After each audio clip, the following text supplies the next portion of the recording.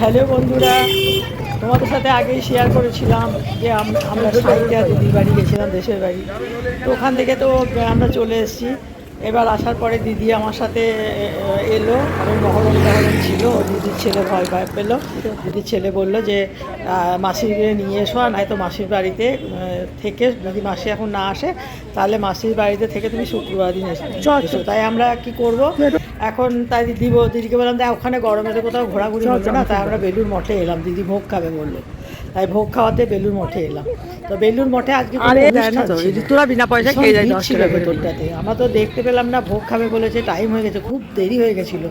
তো যাই হোক, দিদিকে নিয়ে গিয়ে একটু ভোগ খাইয়ে নিয়ে এলাম, মনটা শান্তি হলো। দিদি তো মায়ের সমান, যাই হোক অতটা মানি আমরা এখনও।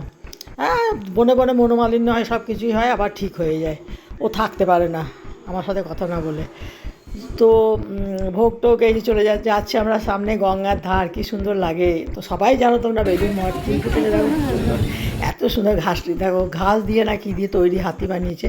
যে চলে এলাম আমরা ভোগের এখানে, আর কি সুন্দর জায়গা, গরম জায়গা। ভোগ খেলে না মনটা একদম অবস্থা। বেলুর মঠ তো সবাই জানো তোমরা। তো এলাম, দিদিকে নিয়ে একটু ভোগ খাওয়ালাম, দিদি ভোগ খেলো। এবারে আমরা গেলাম বীরভূম জেলা, ওখান থেকে এই যে ভোগে অনেক কিছু দিয়েছিল, কিন্তু আমি এটা তুলেছি।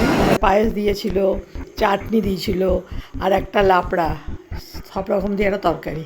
তারপর ভোগ টোগ খাচ্ছি। তো দিদির বাড়ি থেকে আমরা এবারে কোথাও যেতে পারিনি, খুব বড় সাহিত্যা বীরভূম, তো ওখান থেকে অনেক কিছু, আগেও বলেছি আমি, অনেক কিছু দেখার জায়গা আছে।